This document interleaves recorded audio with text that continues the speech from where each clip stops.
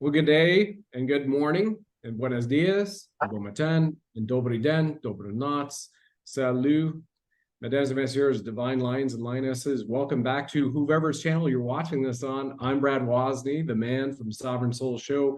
We stand for love, levity, and liberty. Bling Buddha is our mascot, fires red pills from his 9mm with a Punisher tattoo over his left breast representing Save the Children. I've been a Reiki master for nearly 10 years. And I got suckered into traveling around America with Derek Johnson last year for, a good part of the Truth Tour 2. We wrapped it about a little over a year ago last week in Anaheim. We had Cheyenne, Wyoming, F-16s flying over us, the usual, which happens when, two guys get together. And we're joined once again by the amazing AJ Roberts, DJ Chris Shepard in the United Kingdom. No, not really. Mr. AJ Roberts, this is an incredible show. He is a UK Armed Forces veteran, served in 3 conflicts. As well, he helped close down the vaccine centers in the United Kingdom. Back to Derek for a second. If you haven't checked him out at derekjohnsоncountry.com and you don't know who he is right now, you're certainly going to know about him because his blueprint book is about to come out shortly. And he's the only one amongst the 3 of us here who's met Commander-in-Chief Trump in person in this lifetime, not once, but twice, and signed his book publishing deal at his desk.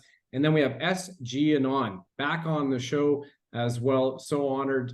This is an incredible roundtable around the world, guys. We have Canada, Costa Rica, we have America, and the United Kingdom, the home of Albion, which some say is likely the home of the true birthplace of Christ. That could be a little touchy, right? We'll see what goes on here. So we're going to talk about what's going on in the warfare, the spiritual warfare, which continues to heat up. We've had some personal experiences with that recently, all of us on this show. And we'll go from here. So gentlemen, why don't you go ahead and introduce yourselves if I've missed anything, and why don't we go alphabetically with A to the D to the SG. I love how you did that. Yeah, you like that, huh? I wasn't even practicing. It just came right up. Corn Pop couldn't have done any better. That's awesome. Thank you for the introduction, my friend. And I had to get a good mic. I've been practicing my country and Western music, listening to this some new guy on the scene, Derek something, can't remember his name. He's got quite good songs. But now I'm AJ. For those of you who seen me before, I'm a host of the AJ Roberts Show, 15-year British Forces veteran, as Brad alluded to. Fantastic to be here amongst you 3 legends who just bring so much to the table in like massive ways. And everyone, I know everybody who follows all my show, like follow all of you guys as well. So no doubt they're in for a very, very good episode today. Yeah, indeed. Well, thank you for the introduction. One thing that Brad forgot is that SG and I both have arms like AJ, as long as I keep mine below the screen here. You can't see that. So you can just pretend that mine look like that. And so there you go. There you have it. But it's good to be here. Good to be with these. I consider you all friends and legends as well. So it's good to be here. Well said. Same. Good to be here, gentlemen. Right on. Why don't we start on the spiritual warfare and work back? Because I believe so much of the audience watching the broadcast, listening to this podcast after the fact, is quite aware of what the news is saying. It might be a little bit up to speed on all of our platforms, but a lot which isn't being spoken about is the spiritual warfare. I think they kind of drop around and go, oh, it's biblical. This is biblical and spiritual. Why don't we begin here with the spiritual essence and the soul, which we all have, in the battle for souls, which is taking place before our very eyes and in realms which we can't see in these light spectrums, but we can certainly feel and pick up on. Who would like to jump in here? Maybe AJ, once again, because you've become very active and awesome in the spiritual side too, brother. Appreciate what you do. I think I can only really speak from experience, and I think because I've I've traveled around the country in the UK doing a lot of talks, I'm doing a lot of podcasts, I'm interviewing a lot of people with various backgrounds. I'm having multiple conversations with multiple people every day, so the experiences that I'm getting fed back to me from other people at the point that we're at compared to like just a year ago, the level and magnitude of like spiritual attacks on people, and actually the amount of people understanding what they are and understanding if they've actually been under attack is obviously massively increased, which is great, which means that they're spiritually becoming more aligned themselves to be able to understand that and feel that.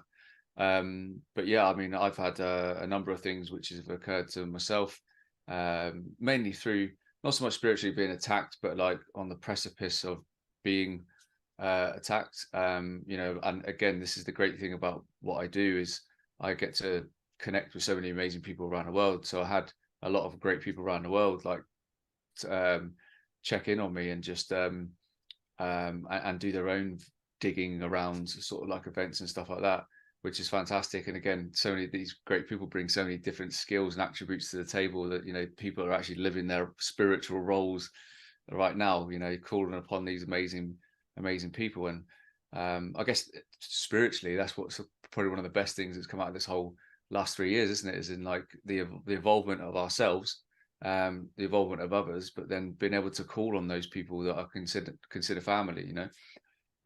So I guess in essence that opens your eyes to like even more so from a spiritual level. So you know, I'm sure everyone watching this can probably point out somebody that they maybe follow online that looks like they're under spiritual attack, they're acting completely differently, they've gone completely out of character. You know, I know several people that have gone down that road, unfortunately. And whether that's just that they're at the end of their road and their kind of spiritual journey and the frequency they're staying on is, you know, there to be seen. But in essence, it can't be hidden. But when we're seeing it at an even bigger scale on things like Twitter, on things like YouTubes and Facebooks and all that kind of stuff, where these people with big followings are suddenly coming out with absolute whoppers of statements and stuff about what's going on in the Middle East and, you know, all that kind of stuff. So I think, you know, we're seeing that in essence is spiritual warfare, you know, basically hiding under the guise of sort of conventional warfare. So yeah, there's so many deep levels to all of this. And I guess in essence, the biggest message for anybody to take away is like, learn how to protect yourself and surround yourself with people that literally have your back, like physically and spiritually. Like, and you know, that's big lessons that I've had to learn myself over the last months or so. And you know, many mutual friends of ours have waded in and helped out, and they've all said unanimously, you know, we've had to all have these lessons to see the dark and the deception in different, you know, multiple facets to be able to act accordingly in the future. Otherwise, you know, we'd kind of get a bit stuck, wouldn't we, if we're getting bombarded with it. So I think again, it's these incidents have all been for us. Again, I think what I've experienced in the last few weeks has made me much stronger. It's made me much more driven to drive towards, you know, helping a lot of these you know, people that took the new medicine that are unfortunately having a lot of injuries and a lot of deaths. I mean, you guys are aware that I've got a lot of it in my family. I lost another uncle last week, seen another friend heart attack yesterday, you know, known since I was a kid. Like all these kind of things. I'm not saying that's the cause, but the and I was actually in the Members of Parliament Westminster on Friday. I was there, like in the House of Commons, whilst there was only 11 MPs sat to listen to the one member of Parliament in the UK that's been advocating for, you know, the injured and bereaved and the excess deaths, to actually listen to the excess death data. So even that in itself, like you could just feel the horrible energy in there, you know, and all the amazing people were there. No doubt were under some kind of demonic attack of something, because that place is awful. And it was I never really thought about it too much at the time, because I've been so heavily involved with helping heal people and stuff like that how much it would trigger me being in that place, seeing hardly any MPs there, and the ones that were there were just sat on their phones or like yawning. I'm kind of like, optics, that wakes a lot of people up, that's great. I said, but for me personally, at a personal level, all the family and friends that I've got lost, injured, it kind of like was a bit of a trigger actually. So, you know, another big test. But it was quite surreal. I was sat there next to one of my all-time favorite football players or soccer players, who's been an advocate since day one, again, you know, and lost his job on TV because of it. I was sat next to him, the guy I sat watching growing up in the House of Commons, supporting excess deaths. It was quite surreal. But again, putting yourself straight into the mouth of the beast, you know, time after time, it doesn't seem to wear off. It doesn't get any easier. But at the same time, I guess all of that from, you know, the minute we first stepped foot on London to the mass protests to then, you know, the spiritual journey that myself and many, many other people have been on has been quite emphatic. One thing that I withheld from the introduction with Derek, if anybody isn't aware of Derek, you know, Derek is a veteran as well, and also honorably discharged from the U.S. Army, and he and you served in some of the same combat zones and conflicts as well. And Derek's had many other deployments under his hat, not even a pun intended here. You know, we're speaking about veterans who put it on the line. And when we go to the spiritual side, and all of us who have lost loved ones, mentors, friends, because of what's happened these last 3 years, you know, buried them or couldn't be there to bury them and had to watch a Zoom, you know, and the spiritual stuff which has gone on. We even had an example of it on Truth Tour last year a few times. But Derek, you know, if you don't mind imparting your personal experience on the spiritual side of this, as well as your in-depth breadth and scope and knowledge, let alone on law of war and continuity of government, which we're certainly going to get to. But just from what you've seen with a family that traces itself back to the formation of the United States of America Republic. Well, it's hard to follow what AJ said on the spirituality part because it's so pinpoint accurate. It's really hard to, you know, divert that. But I think where most Americans like to hear me say it, as if I'll go down to like a layman's term, but, you know, spirituality is almost like a, you know, putting it into an average everyday American. It's like a golf game. I mean, golf is all on you. It's all on you. You can't blame anybody else for, you know, your day, how your day goes, how you feel, your negativity, positivity, your frequency, I mean, everything is all on when you wake up, you know, and what kind of person are you going to be first off. You know, and I've taken a little heat from people out there about the whole, you know, like talking about Christianity in the manner of which people have been taught it here. You know, Christianity, Christ, the origin of Christ is not America. And it's definitely not the South, you know, which my Slanglish comes from. You know, the origin of Christ is, you know, the origin of Christ. Now, what we've been taught could be completely different. And I've got Hebrew friends. I mean, I got friends who are fluent in Hebrew, all walks of life, that seem to think that it's different as well. But that's a whole other, you know, diversion. Like AJ said, there's so many levels of this. One, the physical form, and then the spiritual form, even the physical form of spirituality, the conventional forms of military, the spiritual. There's so many aspects of this, but to put it in perspective for people, just like the military, you know, of course, I quote Colonel Sellers, and I quote Lieutenant Colonel Bosey, and I quote Major Jim O'Connor a lot in all my shows, because those guys were outrank us. Of course, AJ can reference to his grandfather and different people, but that were, you know, way up here in rank. And in the military, we use those ranks, but more specifically, rank only matters, though, if you do know the laws and the orders of which you're serving for, in, and under. But someone like Major Jim O'Connor, you know, he tells all the time that, you know, if it's not of God, and if you can't see the love of God, even through discipline, you know, I tell people all the time, my dad was a disciplinary person. He was not abusive, but he was disciplinary.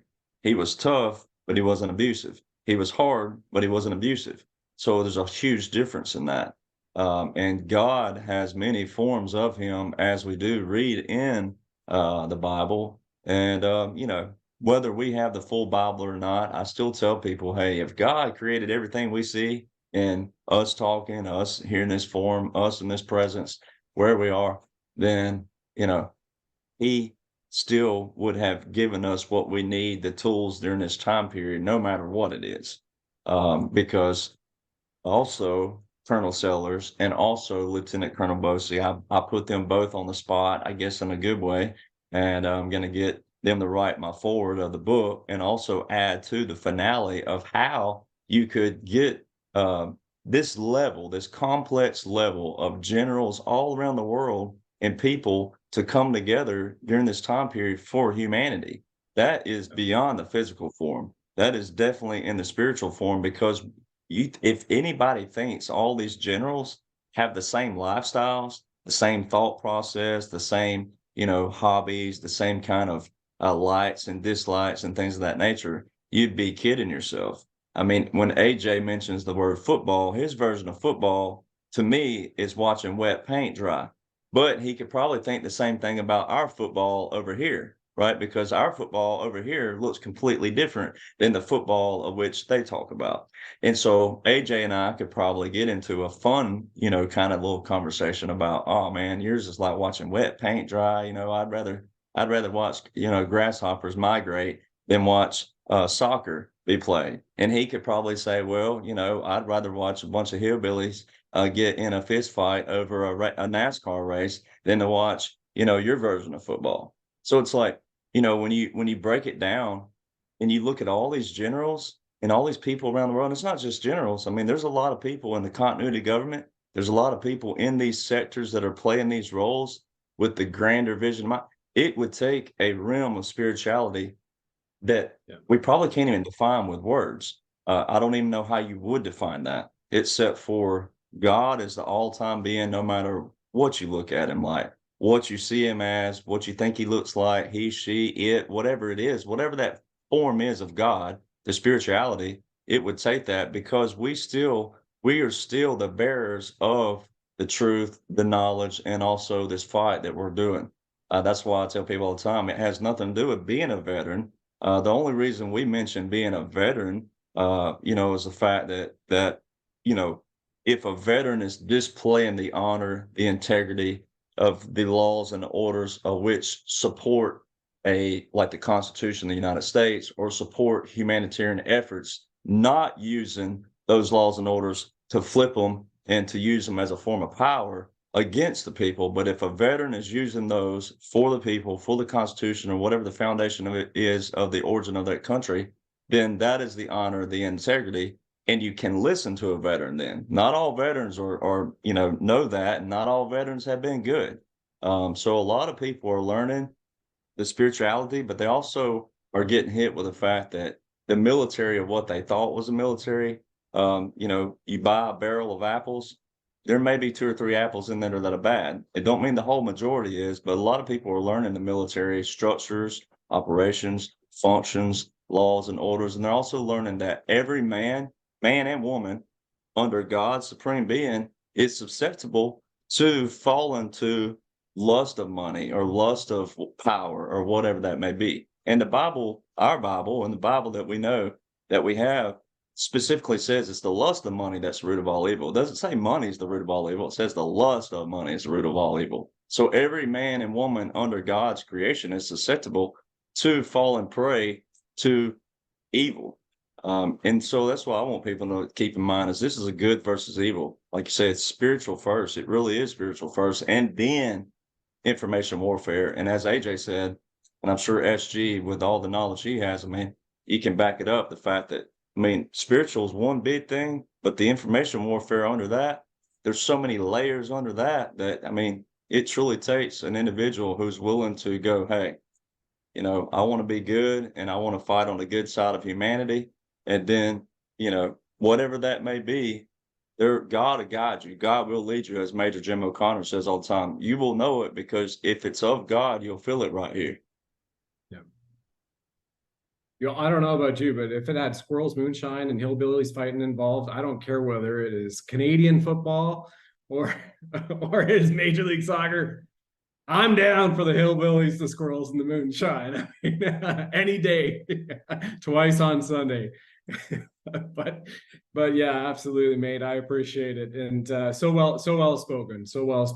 And in the Canadian Army, I remember back in the 90s, I went through battle school. Nothing was mentioned about God, and being Roman Catholic, both sides. My mom French Canadian, my father Polish Ukrainian heritage. Right, their parents all left Nazi occupied Europe, fled it. My grandfather and his 2 brothers went back to the B-17 Lancasters for World War II. God was not there. And so it was all about the country and the flag. And so here we are, fast forward to this point in time, turning it over to SG, who, you're so eloquent with your words, as well as putting everything into an intricately detailed spectrum for everyone to understand.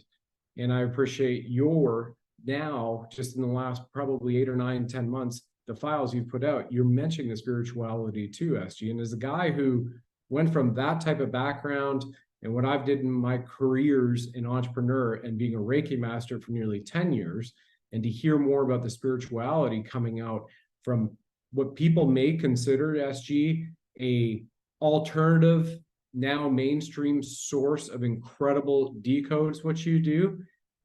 I love that, because we're hearing it coming out from you. We're hearing it come out from a mutual friend, Michael Jaco, right? SEAL Team 6 had his Archangel Michael experience in Baghdad at Saddam's castle. And I think it was like 2000, 2001. And people are remembering where their soul came from and what this is all about. So I'll turn it over to you now. And thank you for being so patient. You know, we went from the A to the D to the inevitable SG. Got to bring it back in here. Let it slide, right? Love, levity, liberty. On serious topics, we can yuck it up a bit. Thank you, my friend. Well, thank you for that and for the thoughtful conversation so far, because we've covered a lot of the aspects of spiritual war in an umbrella format. If we can think of things as gigantic arenas of operation, right, or theaters of operation, we've got the demonic lower photonic realms that AJ talked about just a moment ago. You know, these people practice dark occultism. Do you think that they just made it up? You know, for them, they really truly believe this, and that goes back a very, very long time. We can get into the history of that, you know, perhaps today or perhaps on another show, but for good or for ill, they believe these things to be very compelling and very powerful practices. Derek teed it off with talking about the obfuscation of our holy books, right? The Bible's sort of not exempt from that, but everybody's holy book has been messed with or obfuscated throughout the history. And I do believe that's by design. I believe that's by God's own will in a lot of ways. Nothing happens without God's will. But now humanity is waking up simultaneously to everything, right? That would not have been possible if the last 1,000 years of manipulation within our holy schools of thought and our religious, recognitions and rites and worships, if that had not have been messed with, then we would have had sort of a staggered awakening, snuffing out, right? They would have been able to hit the whack-a-mole enough times that it would never been able to get out of the machine. So the only thing I think is left to talk about as the spiritual warfare side is concerned is the spiritual identity of mankind. We're made in the image and likeness of God. God is a God of peace and compassion and love, but God is also just, and God is a God of war. And God is able to make war in a way that humanity has sort of been awestruck throughout the millennia and the eons with, right? Just look at the Red Sea. Could you imagine? And so, understanding then that we're made in that image and likeness, and that awesome power flows to and through us, and that we have the ability to interface with our reality in a much deeper way, and that we have anatomical equipment that these people have spent the better part of 3,500 years poisoning or destroying, our DNA, all of the way down to our DNA and how we process just our basic nutrition, right? Everything's messed with: the food, the water, the air. One has to ask why the investment in such effort and energy, right? Why the obfuscation of the nature of our world? Why is NASA the world's, or one of the world's largest money laundering operations? Why is the UFO and alien discussion only now coming to the narrative space and being popularly accepted, when most of the world knows that they're real and knows that they've been around, at least in our presence, for the better part of 100 years? It's because of who we are, and these people know who we are. We're made in the image of the Most High. We have a powerful connection to awesome spiritual abilities. We have powerful perceptions that have been taken away from us. They're sort of seated in the different glandular and hormonal systems that we have in our body that are attacked and obfuscated through the chemical and biopharmaceutical cocktails that are in nearly everything that we consume. We have to acknowledge that this is a war for our DNA and for our destiny and our identity as mankind. They want to rewrite what it is to be human. Yuval Noah Harari is not unambiguous. These individuals believe themselves to be the masters of the universe, and that includes the masters of the apex of God's creation, which is humanity. Freaking amazing. And it's really wild how we're all here together. I certainly feel that there are among us times where we've already known each other prior to even coming in here. And, when you extrapolate that and you look at it from a cosmic sense, it never really resonated with me as a kid. I certainly would have used the word resonant, but it didn't resonate with me as a kid when I was being taught that, you know, you're here, you get this one chance, this is your lifetime, do it this way, and that's it. And you have a dirty thought, go say the rosary, and that's it, and all this kind of thing. And knowing that we are, as I've been saying recently, the soul is the sound of unlimited love. When we look at the Bible, the first words are, and God spoke. And so the vibrational harmonics of creation is from sound, from vibration. We look at the vibrational essences of us, whether we're in this vessel of this human being that's experienced as we're traveling through. This is our car to go through this universe on this land at this point in time. But then our soul has that capability to be connected. And if we look at everything that has been esoterically and anciently written, we're all connected, and we're all part of the same beautiful universal self, body of love and cosmic consciousness, just having our unique expressions and experiences in this lifetime with this innate altruistic knowing, which we're birthed into, which is go out, do good, be joyful. And I do also want to correct myself in Derek's introduction. I said same operations as AJ. I meant this some of the same theaters, you know, like for example, in Afghanistan and Iraq, but you guys weren't running the same operations together, obviously. So I want to put it out there because there might be some fact checker that comes up here and says, oh gosh, you know, DJ was deployed over here at this time, or he was, you know, just sitting there writing music at University of Northern Colorado in Fort Collins doing his MBA when AJ was Colorado State. Don't you put me over in Greeley. I knew you now. were going to say that. Exactly. Yeah. Have a little bit of fun, Again, football, or squirrels, moonshine, Hey, monkeys and hillbillies. Monkeys, hillbillies. Nothing wrong with UNC Greeley. I love Greeley, but yeah. Yeah, well, that's where my practice wife went, and that's when we first moved down to Colorado, the States for good. It's because she's doing her PhD there. So, so wonderful, SG. Back to your point. So easy to put us guys off topic, right? And this is just when we're drinking mountain spring water.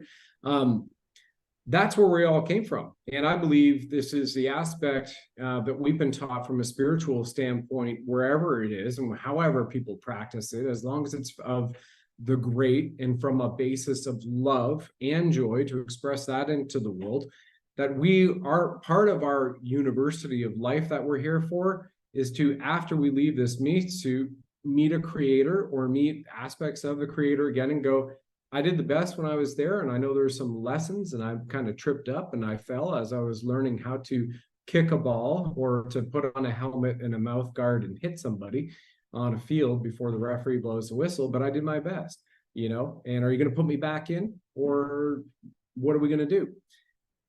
But I feel, and I've said this on a show recently, this past week, when somebody was talking about the kids, and this is where I would like to go now, about the children, which is what we know the dark side's been after, not only our souls, but the children. And I said, you need to stand up and be the best person you can be and put that out there in the world for the kids, because that's where the judgment will come from. And it doesn't mean that 24/7, for certain people we know, and God bless them, that they're bending over backwards to their own ill and becoming sick because they're not sleeping, they're not taking care of themselves, and they're trying to do it all for somebody else and faces they haven't seen or known yet, but they know that story's out there. And the best thing that you can do as a soldier in God's army, whichever God you subscribe to, a He, an all-knowing Father, or a great omnipresence of divinity, is take care of yourself and do what you can do to get the word out there. So when we look at something like this, how then, gentlemen, would you prescribe or invoke some words of wisdom to people about what they can do in their daily life right now? Because we do have people out there who are hurting. We have an economic depression of proportions never seen before in recorded history. Yet we know that the majority of humanity is good. They're altruistic, you know, they just want to do their thing. But at this point in time, we all need to stand up. What would you say to those people? And they say, well, what can I do in the 10 or 20 minutes I might have a day, or the few hours a day I can devote to this mission as a civilian? or being a teenager here? DJ. I just wanted to preface it with and pair that with what the military, what you were saying, your correction of that too. You know, like I like to be specific because of the fact checkers and things of that nature. But also parlay, and I like to use a parlay because a lot of people know what a parlay is, where you pair something with that. I didn't want out of the military, and I haven't really told my complete story of what happened when I'm in the military because it's not about me. And my heart, talking about our spirituality, my heart, where my heart is correct and it's right from the standpoint of it's correct, meaning I know where I stand with my God and what I believe. And then also, I've been around you a lot. We were on tour together, you know, and people can kind of tell. You can tell once you're around somebody a lot. And then too, there's always like AJ, his layers here, right? There's the layers. You can still be a good person, but have a personality that is just total whatever, you know. The people that don't have their coffee in the morning, or the people who wake up on the wrong side of bed, as we call it. It still don't mean they're a bad person. Doesn't mean that if you're not on the side of the road with a flat tire, they won't stop and help you. But, you know, I didn't want out of the military. And there were some things that happened that I will somewhere down the road, when the time is appropriate, I will tell with people who want to know. But right now, the mission is the grander mission, like we're talking about children. And a lot of people, when they think of children too, you think of it as everybody, most of us talk about trafficking, because that's how they funded a lot of their personal agendas and their societies and this secret society and all the corporation and things of that nature. And that's just one form of trafficking that funded it. But children also, where they wanted to attack children, one is because in the Bible, God talks about children everywhere, love and children are his everything, right? And it talks about the millstone around a person's neck in the deepest of sea if you mess with a child, right? When you Google what a millstone looks like, you could, whatever space looks like, you put a millstone on someone in space, you're falling in the deepest hole wherever space lands, right? Because a millstone is massive. You wouldn't stand a chance. I don't even know how a millstone would fit on a boat. It had to be on a ship. And as soon as it just tipped over with AJ's muscles there and went over, I mean, you're in the bottom of the ocean quicker than a cat can lick its rear end, as the saying is, right? So when you apply what God does with children, I know I'm putting some comedy in here, but at the same time, this is so serious. People need to realize the seriousness of God, not the seriousness of man. Man listens to God, and man takes commandments from God. And God does have a disciplinary side to him. God does have a just side to him. He does have a justification side, you know, and there's a hairline difference. And it's great that we do have veterans in here who can, we talk about, the difference in murder and the difference in self-defense. There's a huge difference in that.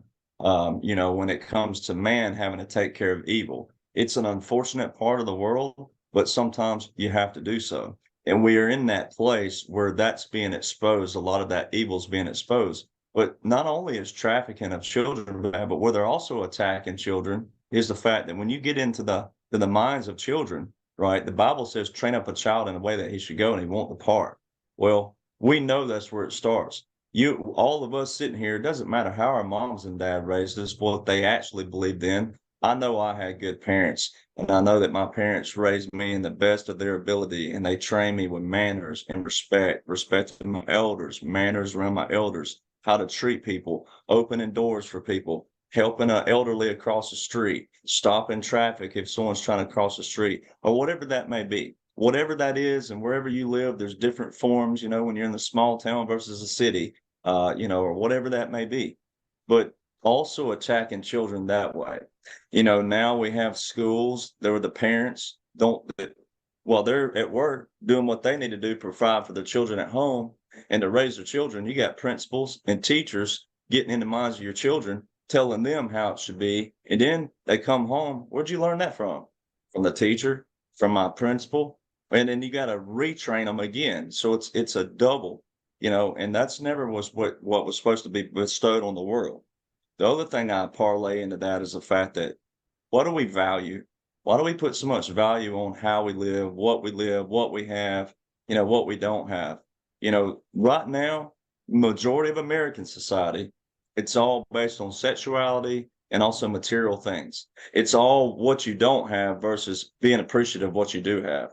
That's where the military does hone in a lot more. The majority of the military, we do appreciate what we have because we see the world as it is. Sure, there's a way that we would love to have the world of what we want it to be, right? We all would have a way we want it to be. And if we did, then it would be a blissful world. But the military, we see the world as it is, as it sits, and we deal with it from that manner. But we also, because of the brothership and the camaraderie here, just like AJ and Brad here, if we were all in a foxhole together, whatever, we might be arguing about our football teams, and that's petty to some people, right? We'd be arguing about that, but the grander purpose would be taking care of them if a round comes in, if a mortar hits, or whatever that could be, right? There's a grander purpose, right? And so I try to parlay all those in together for that, but also going back to my individual story, I didn't want out of the military, but I was under God's order. I went in the military late in life. I didn't go in at your typical American age at 18, 19 years old, 20. I went in at 28. I was already a different place in my life. I already had a degree. These guys right here, they know what the term is. They call you a Mustang when you enlist with a degree. Right. And so I went in with a whole different mindset and calling under God. And my mother at the time, she was not worried in a bad way, but she could tell that I was, under a different calling than just wanting to serve my country, which is still okay. But when I went in with this different calling. And then when what happened, and I'll reveal that one day. I do put a little portion in my documents because it all ties in to what was going on during all the major cutbacks of 2012, 2013, 2014, all the different things that were taking place. Generals, these two gentlemen right here, especially military, can tell you when a general defies an order, when a general, cusses a president, you're in a whole other bracket. Right, especially when they do it in a brigade form, when there's 2,500 soldiers or whatever in the field, and they hear a two-star general defy an order and cuss a president, you're in a whole different kind of realm, spiritually, physically, conventionally, and everything under God and also under the military.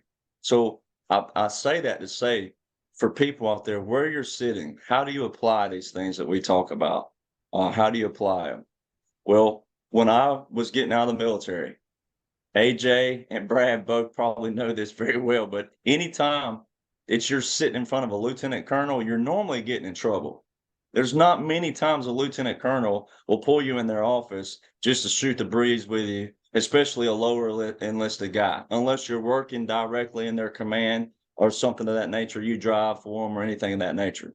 When you're in a completely different unit and your lieutenant colonel calls you in, just to shoot the breeze with you, that something is cool and different's about to happen. My lieutenant colonel called me in because I had put in congressional after congressional after congressional to stay in the military. I was putting in to fight to stay in the military now, lower enlisted. Well, he didn't know I had a degree. He didn't know my full background. He calls me in his office, sit in that couch right there. I thought it was a test, but I'm sitting in the couch and he goes, close your eyes. And I want you to try to pretend that you cannot think of anything. Just let darkness and black, do not think of anything. Just try to black out your mind and relax and lay down on that couch right there. So I tried it. He goes, Derek, the military, the Army does not need you. You want it, but it doesn't need you. Right. And that's where I always tell people to listen to the definitions and listen to the terminology, want versus need. I wanted to stay in the Army, but it wasn't God's calling for me to stay in the Army. My calling kept getting shot down post-general. I did everything I could to stay in the military, and it got shot down post-general with those congressionals. A congressional is where your congressman or your senator is calling on your behalf to the general or somewhere, and the general is telling my congressman, hey, it's on your side, pal. It's post-general, meaning Department of Defense and also the president's people, right? Secretary of Defense, etc. So I tried to stay in, but his message to me was, Derek, which he would say Johnson. He wouldn't have said my first name, but he said, Johnson, God has a bigger purpose for you. I have never seen anybody fight as hard as you have to stay in the military. He was like, but God has a bigger purpose for you. The military, this man's military doesn't need you anymore. Your DD-214 is intact. You've done everything that you raised your right hand to do. You've fulfilled your mission. You've done everything the Army's asked you to do. You don't even have a single blemish on your DD-214. You have not a blemish on your record. I didn't even have any kind of, Article 15 or anything on my record. And he was like, you have a grander mission, right? And so that's where everybody needs to realize is that the Army and the Marine Corps, the Navy, the Coast Guard, the Air Force, the Space Force, they're all entities under a bigger entity. At the end of the day, man established those, right? And man also established the laws and the orders under that, and also the regulations and the customs under that. It's all man-made. And if God wanted it all to disappear, he could, right? And that's what I want people to realize is that, there's a grander mission of all of us. The military is put here in place. They were intended for good. The Bible says what God meant for good, man will make evil. All right. And that's what we're living in right now. And the very thing that you could do to really aggravate, agitate, and I don't want to say another term, but just to make God mad is to go after the very entity of which that he talks about the most in the Bible. And that's what's been taking place. And so that's where we all come in and the power of prayer, however you want to pray, whatever that looks like. If you look like AJ naked in your garden, barefoot on the ground, and you got your hands up, or if you look like me, fully clothed on my knees, praying to God, however that looks to you, you still have to connect to God.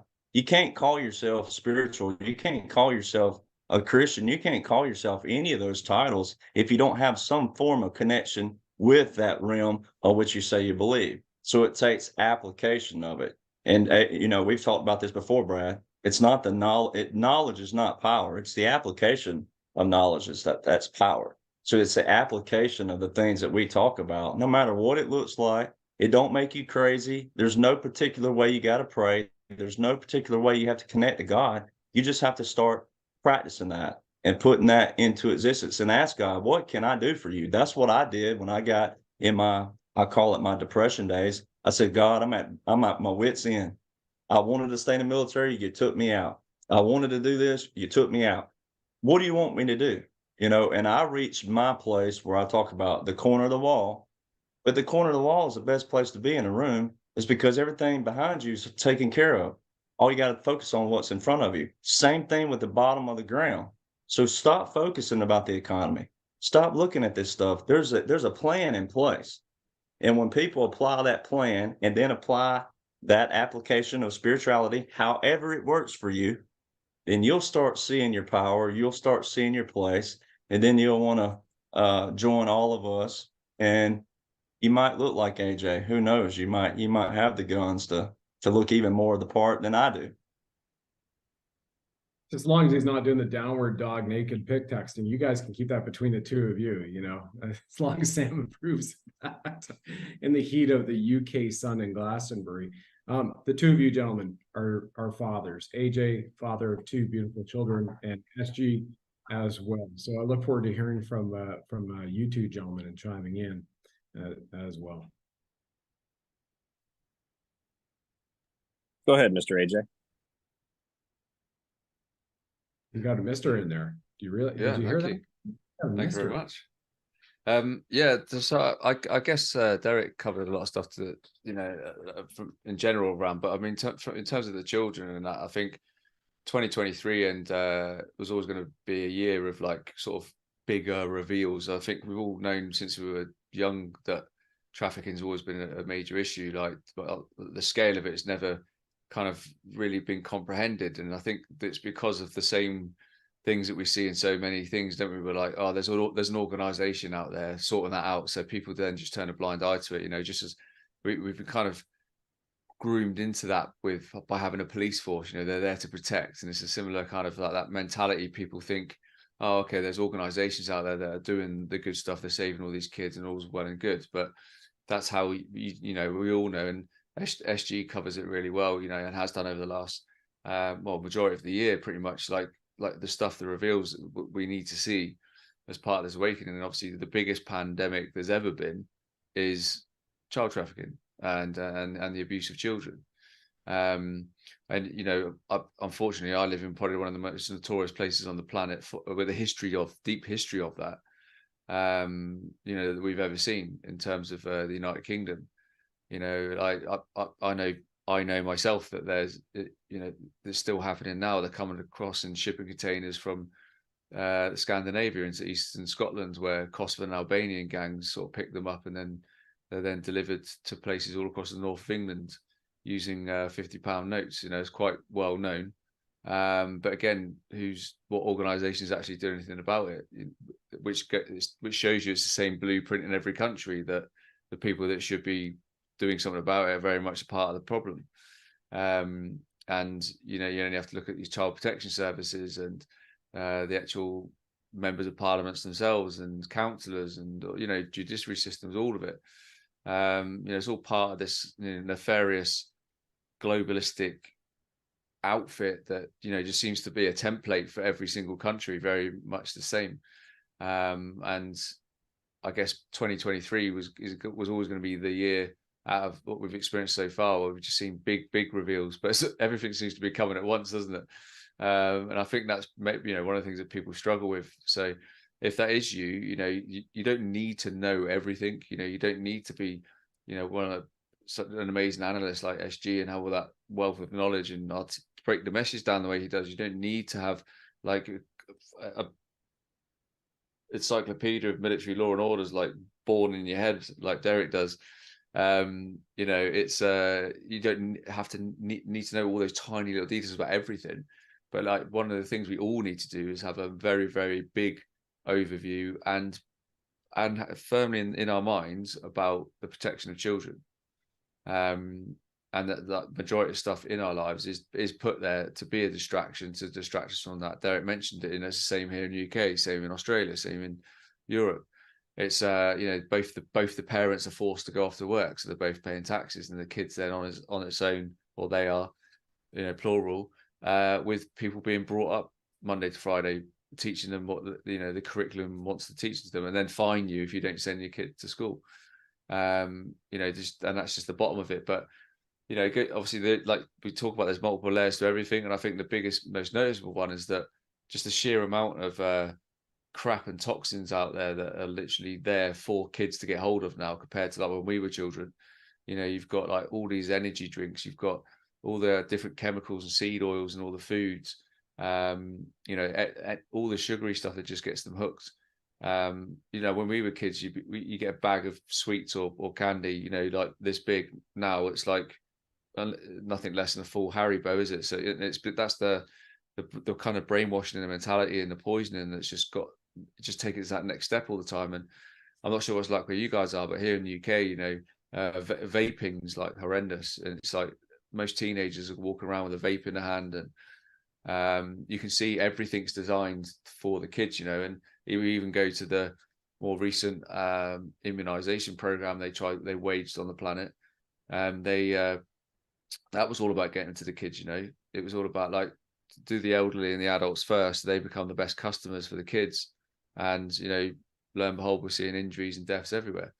If it's not that, if it's not Call of Duty, if it's not Grand Theft Auto, if it's not everything else, the kids nowadays are literally bombarded and hit from every angle you can imagine. And I can imagine SG must be thinking with his little nipper, like growing up in this world, very aware of obviously the times that we're in.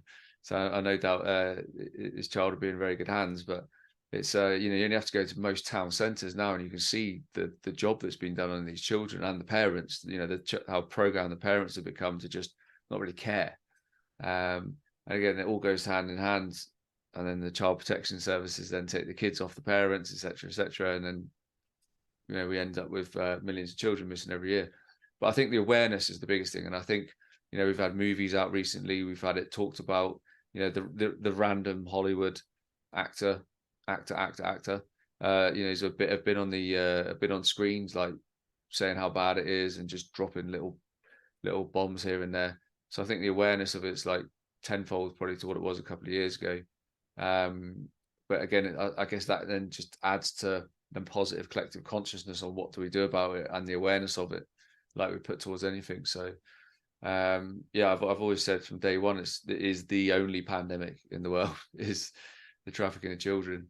And I guess, as we'll see, no doubt, in the coming months, you know, people that have been involved with this, as well as the articulated operation that was C19 on We the People.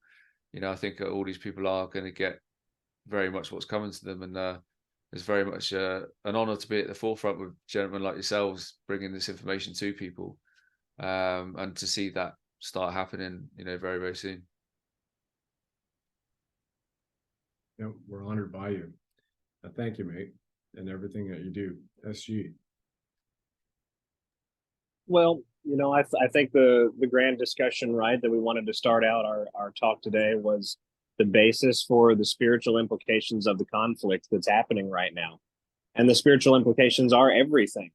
Learning how to intuit your own discernment, learning how to interpret what it feels like when God is speaking to you. You know, my grandmother used to have a saying years ago: care only about how you feel, but not your emotions.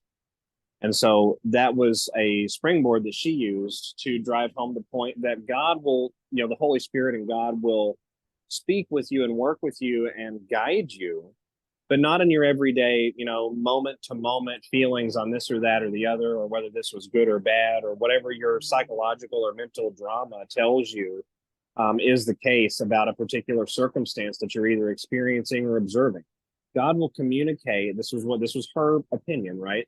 God will communicate to people or through people with those deep-seated, very powerful emotional moments where you walk into a store and you're like, nope, it doesn't feel good, I got to leave. Or where you walk into a party that you got invited to that you really weren't sure that you wanted to go to anyway. And then you get there and you realize that they're doing something really sick in the back. And you're like, no, that's not for me. It's a very powerful, people call it your conscience.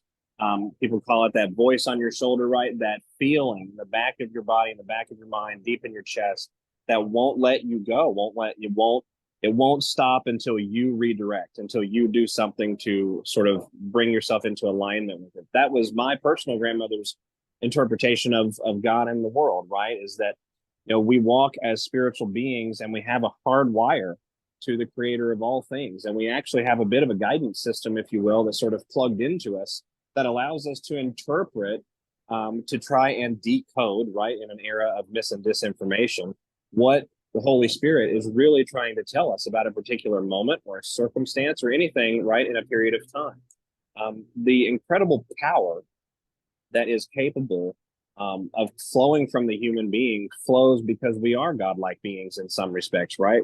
Fallen with the original sin, and then we have to go and acknowledge that there are components in the existence of humanity that have helped to restore and elevate, right, a lot of that. And we're doing the best that we can to piece that history together with the understanding that 75 to 80% of it is underneath the halls of the Vatican.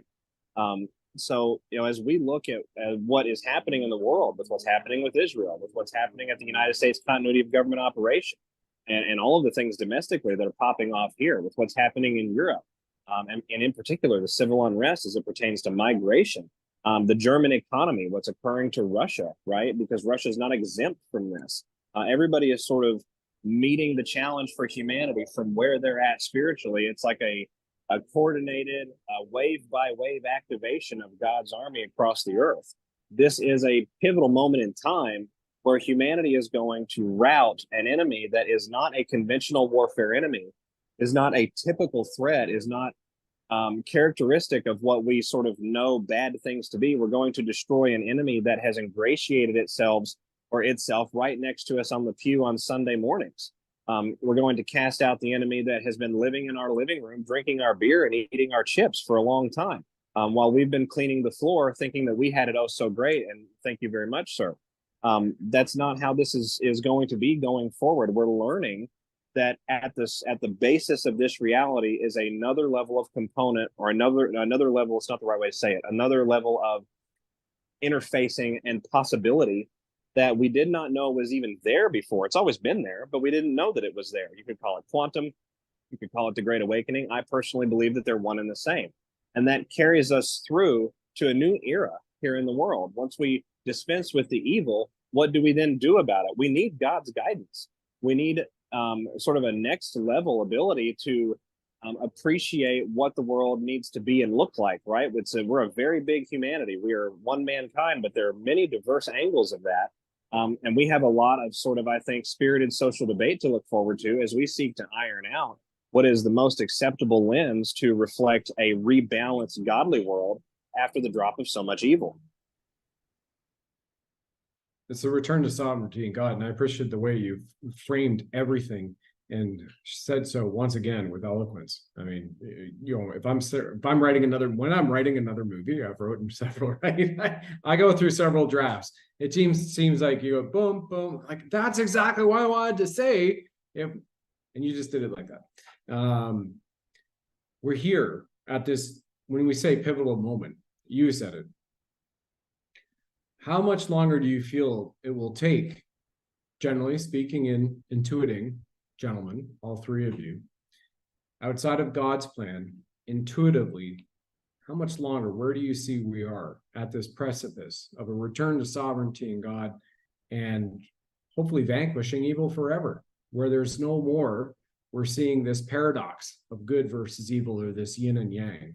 We have it laid down, the sovereign law, God's law. And as we saw, and Derek, you described earlier, the entire world with multiple generals from different militaries, backgrounds, their version of God is different than another. They all came to the battle line, they stepped up, and they all agreed to get rid of this evil. Where do you think we are in terms of weeks or months of a return to sovereignty in God, and we'll no longer have to root out or worry about this evil ever coming again? Or is it years or decades? So you want to go first? It's up to you guys. Free-for-all. Go for it. Whoever swings the first cat and hits somebody with a bottle of moonshine. Well, I'd like to say something. I'd like to back up what SG said too, though. Like this is how people come together too, in another kind of retrospect.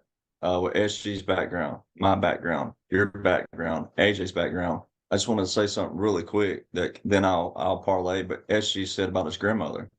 I have a preacher friend right down the road where I'm sitting right now who says the same exact thing, that the Bible and God is not built on emotions, right? It's a big difference in that spirituality and then emotions. So, I mean, there's a prime example, not sure where SG's grandmother's from, maybe don't want to say, but it doesn't matter. Prime example, she's not from where I am. I'm going to go on a limb and say that the odds of that would happen is not there. So I just want to say that too. But, and then, you know, as far as, you know, it's all opinions on timelines. You know, what I tell people and how you apply this once again is that I take everything. And of course, SG does too. We all do, but still, you know, what I teach people is I take every day.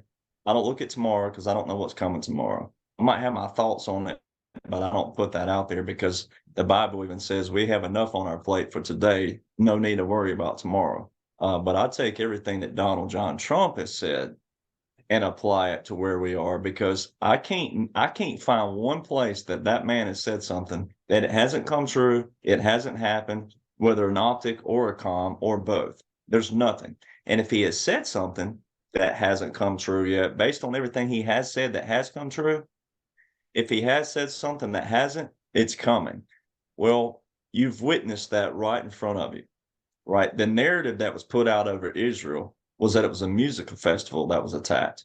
So a music festival leads to Thailand, Romania, Bulgaria, Mexico, Canada, United Kingdom, the U.S., Argentina, Colombia, all these countries in Israel in the last week. That's what a music festival leads to. And then they show you on TV without telling you. All these buildings are missing. All these massive buildings are missing. They shows all these people, right? What did Donald Trump say? Just in November, he started in November 2022, and he's been saying it at speeches. We're going to tear down some bad and ugly buildings. That's what everybody's watching. The next thing he says is that, well, I say the next thing he said in that speech, starting in November, that we are going to rescue the homeless off the streets of the cities. Well, there's a lot of cities in the US alone, and there's a lot of homeless. And I've been to pretty much every major city in the last year, as you have too, Brad, and possibly SG. I'm not sure where all you've traveled, but it still doesn't matter whether you've traveled or not, even if you visually see it. There are so many homeless on the streets. Now, that's going to require a massive amount of people. And that's where I think the military codes that show every code known to man to every veteran listening, no matter what status you are of a veteran in the United States, every code known to man has us called back, has been invoked to bring us back to duty. All right, Q says, remember your oath. All right, Donald Trump has re-truth some people on True Social that said, remember your oath. He has retruthed that to veterans. Hey, veterans, remember your oath. He's retruthed it. All right, the codes show that we call back. I think that's where we see the humanitarian effort be laid out. And I personally don't think, and I tell this all the time, this was never a Republican operation. This was not a conservative operation. It did take a Republican conservative president to put the laws out there, to put the orders in place, because we did evolve into a society where you're a two-party, major party, election ticket, and it did require a conservative Republican president to do so.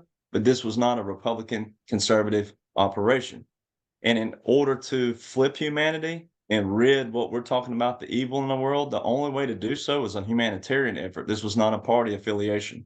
So you can't make it look like Biden got 4 years. If you do, you're going to lose the people who do play the party ticket and go, well, my president got 4 years and yours, da da da da da. You can't do that. So I think that we're going to start seeing a lot more of the President Trump said it January 2021 that the 25th Amendment was no issue and concern to him, but it's going to come back to bite Joe Biden. He specifically said that in January 2021. So I think we'll start seeing some of that come into fruition. And then also we're watching the tearing down of the bad and ugly buildings out of his mouth.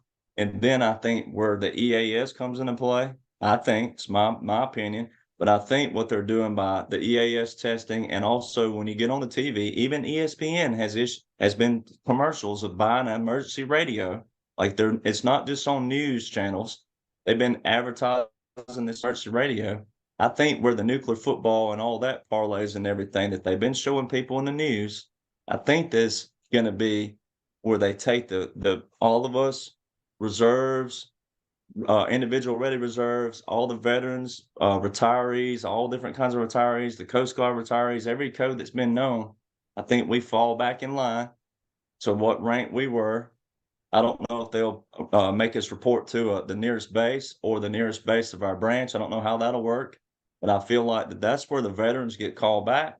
We fall back in line, and then we know how to take orders. And I think that it's us that goes into the cities with the armed forces, the reserves, and the National Guard, and we rescue these homeless that President Trump said we're going to rescue the homeless and put them in FEMA camps and give them the help they deserve and the mental therapy if they need it. That's going to require a massive amount of manpower and people who know how to move bodies, who hopefully not any kind of casualties or deceased, but we know how to remove them, but also treat them with delicacy, and also be able to do it though fast and get them to where they deserve.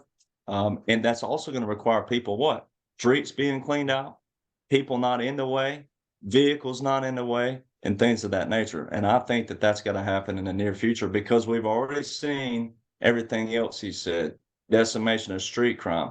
Even though you haven't seen it, ladies and gentlemen, they've issued and they've told you in 2018, 2019, that our next wars won't be in mega cities, not inside them, but beneath them. So that's where the street crime's been decimated. That's subterranean warfare. Whether you saw it or not, doesn't matter. They told you. Now you're seeing the tearing down of back. This is all in order. Donald Trump said street crime decimated 75 and 85%, tearing down the bad and ugly buildings, and then rescuing the homeless.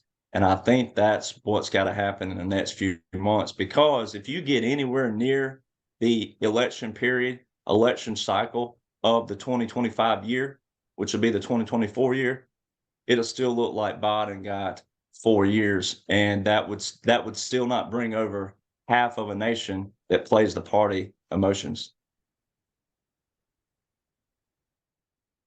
I had a guest on Sunday 48 hours ago that confirmed that the camp San Luis Obispo, California, was a deep state camp, and the U.S. Marines did in fact attack that base and then rescue and then liberate some of the National Guard that were there under the deep state control. Many of them didn't know they were under deep state control, as well as the confirmation came in on Sunday from that show too, that Russian Spetsnaz did indeed eradicate the Radchenko adrenochrome chomochrome factory with up to 250,000 liters of adrenochrome, which is no longer going to hit the street, and eradicated that entire network and organization in the Ukraine, including Radchenko himself. And that, so we see now that verification on the show here 2 days ago, that we have Russian Spetsnaz working in concert in collaboration with the white hat United States Armed Forces. And when we go to what you just shared here,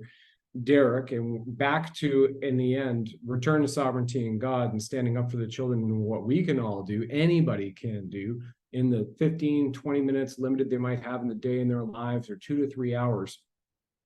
We look at this, that it is incumbent upon all of us to unite. And I think that's a unifying factor worldwide for all of us, to put out love, to put out prayer, but also to be ready for when it does happen, because I keep getting this, and I'm very interested as well, because AJ has roughly 80% of the households in the United Kingdom he and his network have revealed that are part of child trafficking. And I have a special former tier 1, not that has been on any of our shows yet, but he's in the United States, and he is saying that roughly upwards of 8 of 10 homes in eastern seaboard of the United States has participation in human trafficking. So when it comes to time, we all need to do our part. What signals have you heard of, or gentlemen, what advice would you impart, AJ, SG, and then AJ, for when this comes to pass, and what they can do? Well, if the question is, I'm a little unclear, Brett, but I want to try and answer it. If the question is more focused on what happens, go ahead.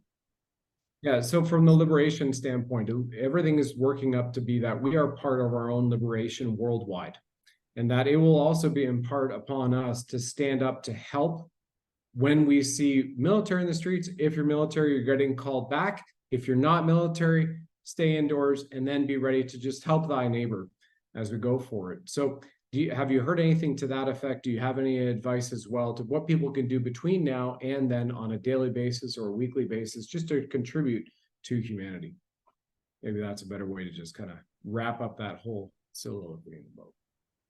Well, let's take that in a two-part answer, right? Pre-liberation, pre-Q drop 34, and the actioning of actual levers, right, according to that drop, and post Q drop 34 into what amounts to a military stand down of the entire world.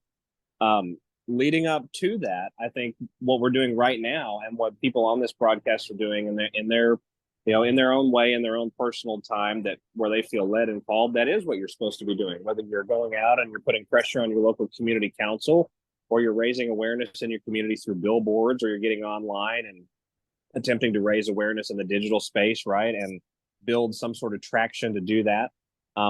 Regardless of what you're doing, participation is required. That's all that really is. And I hate to use the comparison of participation trophies, right? But I think this time we, the people, actually got off really lucky in the long run when we look at this at a generational level, because we did have patriotic militaries that have been eyeballing this deep state threat for a number of decades, just waiting for their moment to pounce. And so what we've got is we, the people, are sort of coming along with that, helping to awaken humanity to the actual levers of power, the actual levers of control, what the real nature of the geopolitical landscape around the world is. And whatever you're doing to satisfy that mission at this point, I think you would be making, God proud. If I was qualified to make such a judgment or a justification. Post action, we'll say, for the sake of this discussion, a national emergency, a critical national emergency in the United States being declared, requiring an EAS announcement and further instructions and an interim period of military control, because we know that we're already under military control, but it's in the shadow background, right? It's in the covert space. We have to bring this forward in a way where people will palate and accept the military control and will actually want it and will go along with it and will be okay with a temporary period of allowing for some sort of supernatural circumstances to help clean up what amounts to a 98% deep filth around the entire world. So you asked, what do patriots do in that position? What do patriots do at that time? I think patriots do exactly what a good common sense land-loving patriot anywhere would do. Let your beautiful military do the job that they're supposed to do. Try and stay out of their way. If you're instructed or asked to do things, do them, right? It could be very well for your imminent safety.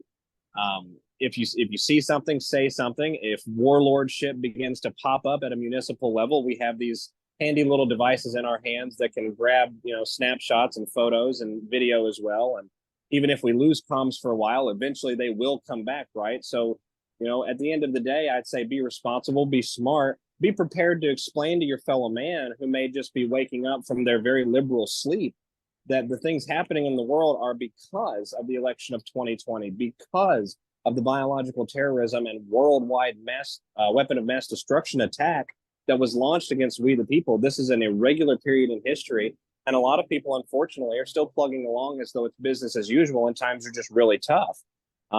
Post Q-Drop 34 and some sort of public action relating to that vein, people are going to switch that narrative very quickly to what in the world is going on. And the digital army, the patriots, the veterans, the Anons out there are going to be, I think, pivotal in ensuring that mankind doesn't fall into some sort of gaslit chaos.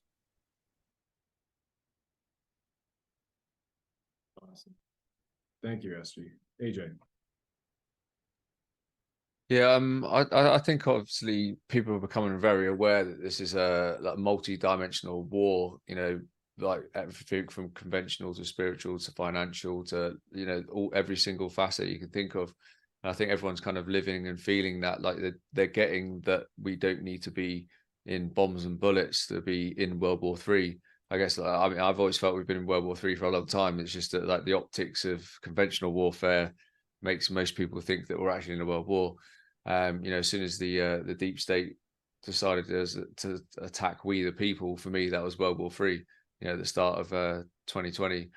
But I think what's been great to see is that all the different alternative media. So we've all got our own channels, and they all get out there to people, and that's what people are turning to now, which is great. I think the awakening in itself is like all there for everyone to be seen. And I actually encourage people to not try and spend too much of your energy trying to wake people up, because if you actually like work on yourself and quickly, like that's actually what wakes them up, and more so you. And then that just raises that like humanitarian level of consciousness throughout. Everybody's instantly taking much more time of their day towards what's actually meaningful, away from what's sapping their energy, because we know that the most expensive currency in the world is our energy. And then people are organically starting to see things what they are. They're starting to ask all the questions, and at the same time, the deep state still have these little plays and stuff. So I guess my one of my big things about all this is the sheer magnitude of the migrants, and especially here in the UK, and that have been cooped up in hotels for a good 18 months. Not just come over in the last few weeks. There's some, we've had veterans reporting on them, especially in the northwest of England, and they've been going off to do some training in the mornings and stuff like that. And many of them have been caught on camera wearing sort of like dish dashes and stuff like that. Said they're working with like UN military. So I'm interested to see how that unfolds, not just here, because I don't know if it'd be the exact same blueprint everywhere. Just like we saw in the C-19 era, because obviously you've got this major issue on the border of the US, and which is crazy, obviously. But then they've landed in mass in Ireland, Australia, many countries in Europe. So if it is going to be a coordinated thing and the military takedowns, etc., like does that involve the use of these migrants that seem to be trained, because they're all fighting age males that are coming in? None of them are coming all the way through Europe and then over the channel in a dinghy to flee war without their family. Leaving them there, and they've all got military style haircuts.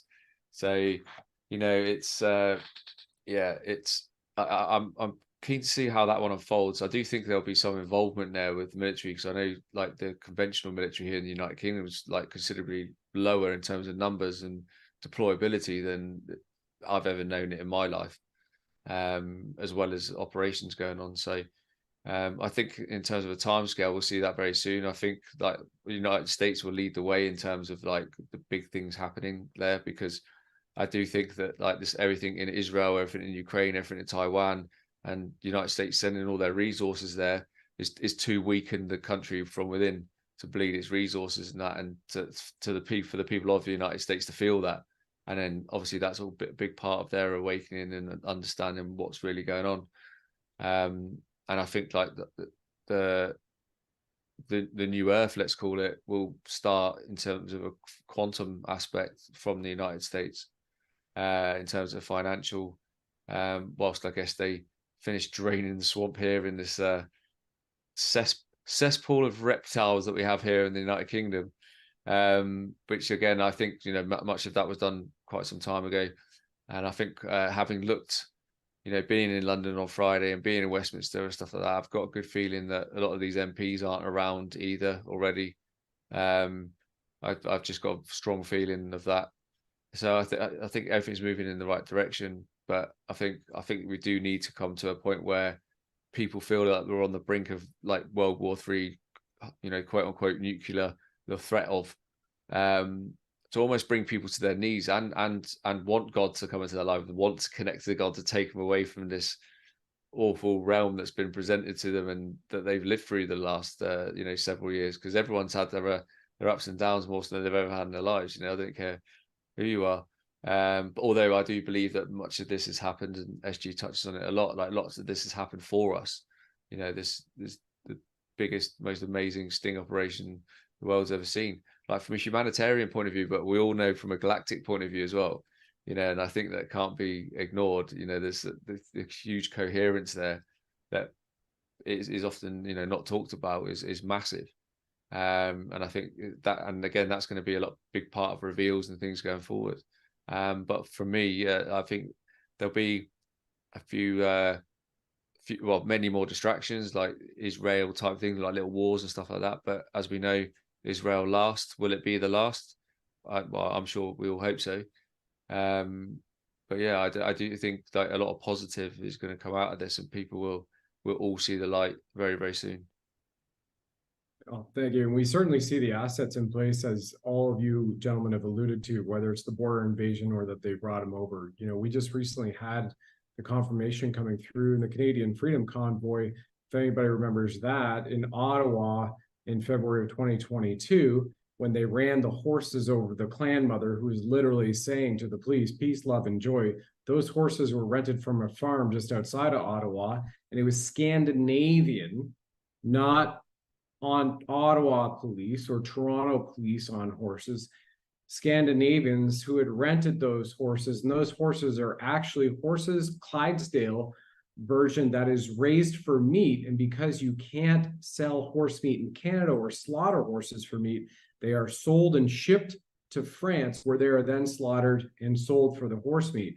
So that investigation's been underway as well, where we also have had the veterans at the war cenotaph during the Freedom Convoy who were butt stroked by the brown shirt soldiers, the ones that never spoke, the ones that never had a badge during the Freedom Convoy, the ones that were flown in on the United Nations planes that landed in North Bay, Ontario, Sudbury, Ontario, and in Quebec.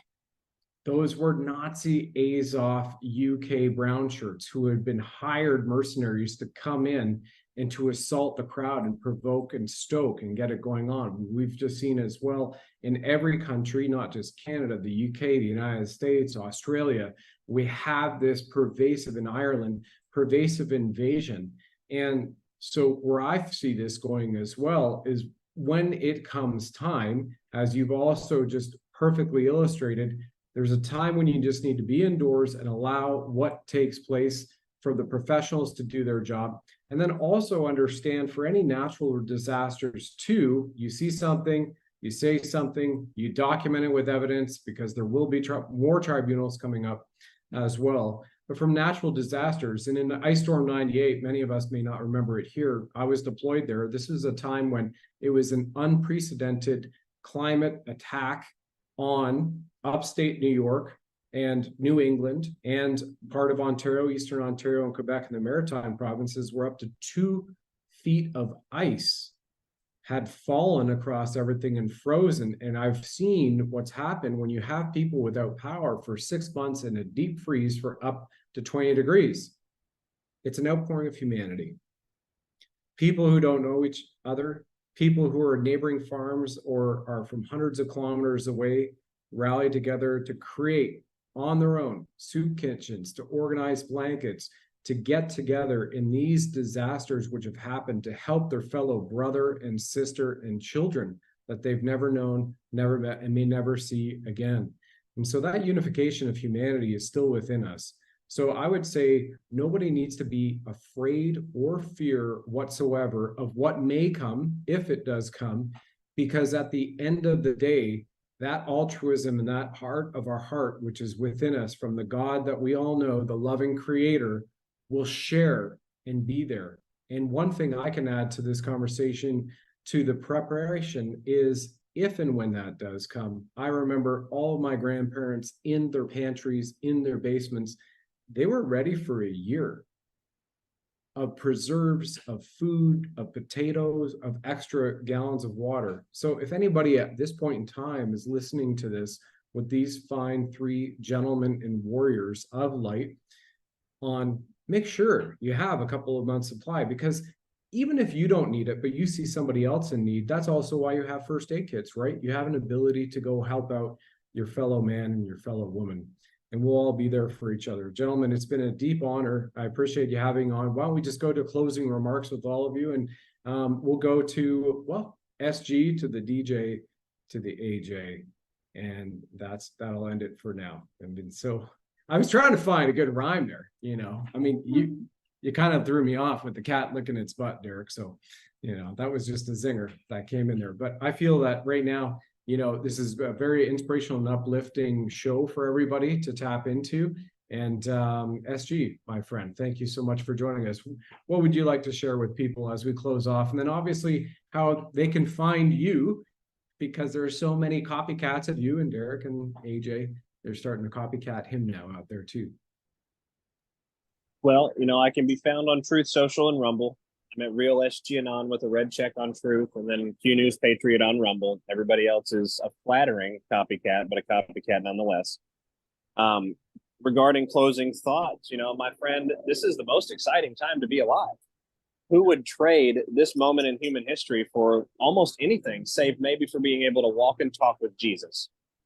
Which is the one area I think that I would actually rather be. But when I think of all of the other annals of human history, this is the most exciting time. For the first time worldwide, as one humanity, as one God's creation all throughout the earth, we are resoundingly and simultaneously rejecting essentially the prince of the power of the air and all of the evil and the vitriol and the defilement that has been perpetrated against our earth and against us and against one another through our division, right, and allowing ourselves to be divided and weaponized against one another. We're ending all of that. Is it scary? Yes, absolutely. Is it difficult? Yes. Julian Assange said 98% of all governments will fall when this entire process is over. I think we should take Julian at his word. The corruption is vast and deep and very, very wide. It is not an easy cancer to get out of the patient and still keep the patient alive. But we're doing, I think, the very best that we can in that process. And it only gets more exciting and more beautiful from here. And when we get to the end of the line, I think the entire world, we the people everywhere, will take a collective voice, just like in the concluding credits of the episode 6 of the initial Star Wars trilogy. And we will breathe a sigh of relief that the empire of evil has finally fallen. Amen to that. Thank you, SG. And everybody's links will be down below in the description on my show. So you'll be there if you just missed what SG said as well. But those will be the official links. So you won't be finding SG himself on Telegram. FYI, hint, hint, wink, wink, everybody. Derek, my friend. Well, it's same thing. I mean, I think it's you know, the hardest part for people to see is that, you know, the tiring, the exhaustion, and that's on everybody. I mean, it doesn't matter how strong you are, it doesn't matter what kind of patriot you are, what kind of warrior you are. You know, the weight of the world gets on you, the weight of the battle gets on you no matter what. So you know, I still tell people to if you want to know, you can know.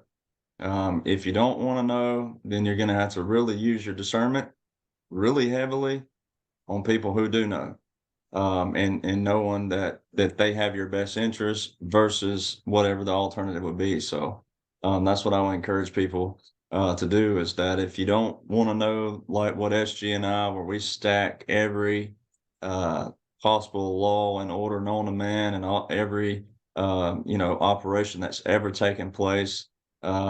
When you talk about the true definitions of a theater, the operation, the missions, the deployments, and everything, all those things, all those entities as they are, and the definitions of those. If you don't want to know all that, then you're going to have to really rely on the spirituality part that we talked about, to know that someone like SG is leading you straight to the water. Someone like me is leading you straight to the water. Has nothing to do with anything else, but this is what's in place. And it's all, like you said, the greatest time to be alive. It really is. Outside of, you know, walking with Christ or something on that level. I mean, it really is the greatest time to be alive, and it's just a mindset. You just got to know that you know, we do deal with atrocities, we deal with casualties, we deal with stuff on a daily basis. Period. So, you know, we're here. Life and death are the same. The Bible tells you that. There's nothing to fear.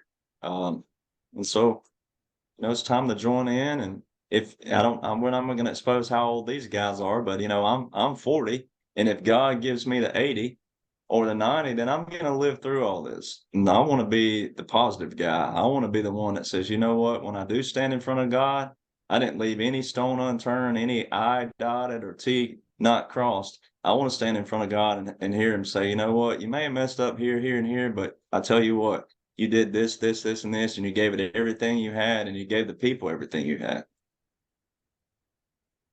That's awesome. Yeah, thank you. And again, DerekJohnsonCountry.com and the documents.info are the best place to find you. Is that correct, my good man?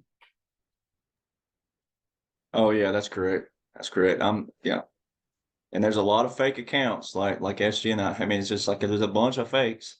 There's a lot of, you know, it's flattering in a different kind of manner, except for when they start trying to you know, mislead people, sell people all kinds of crazy stuff. And you know, that's the part that's not flattering.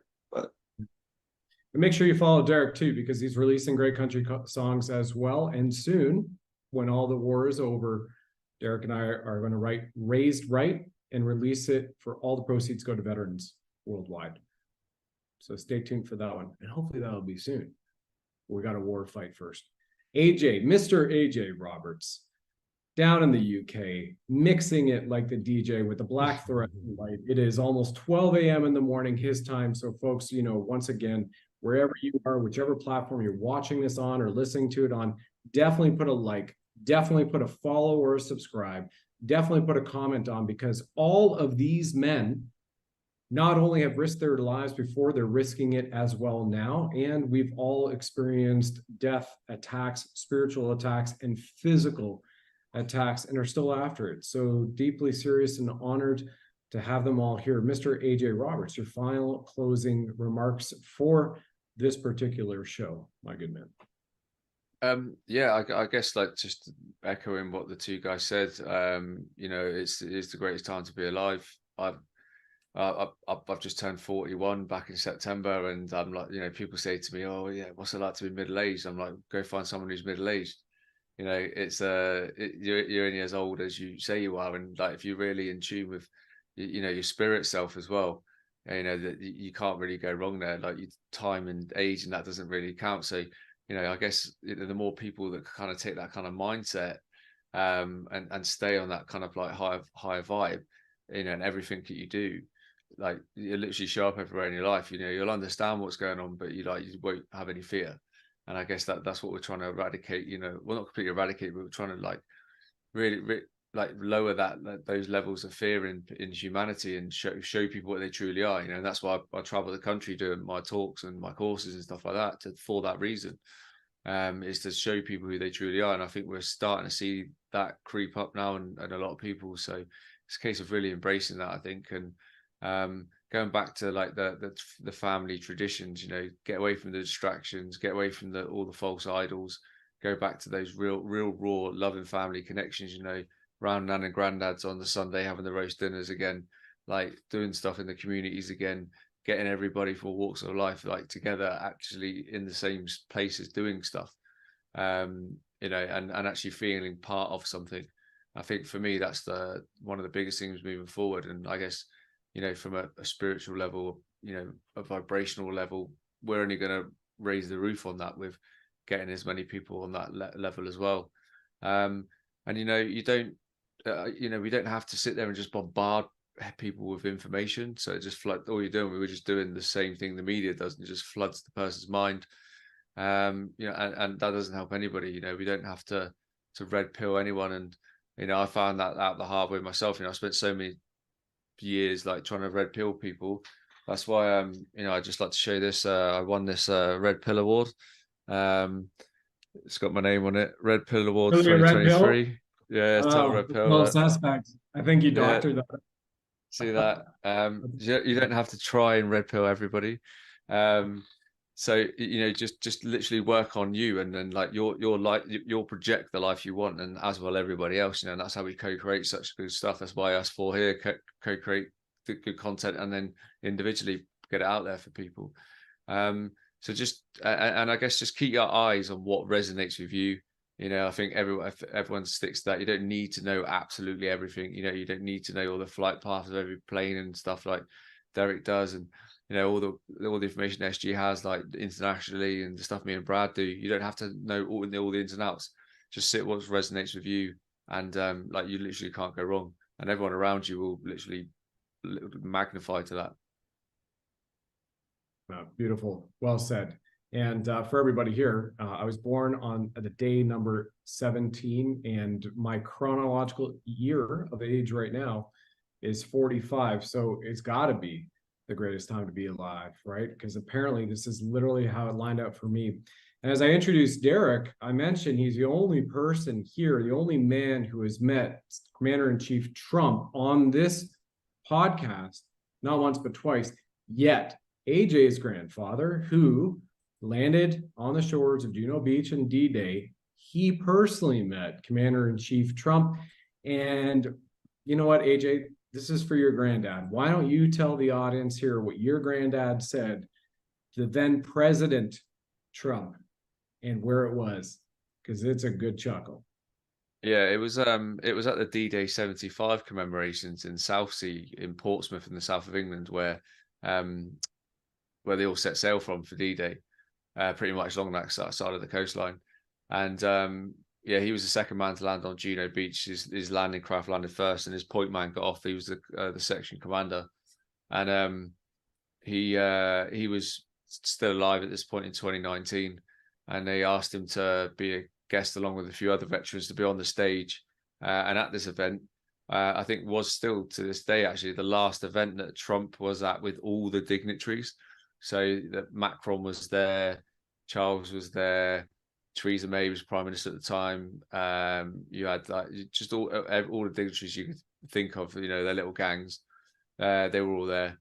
And then the little dinner, the food buffet thing afterwards for the VIPs and the guests. I was with my granddad, so I went with him.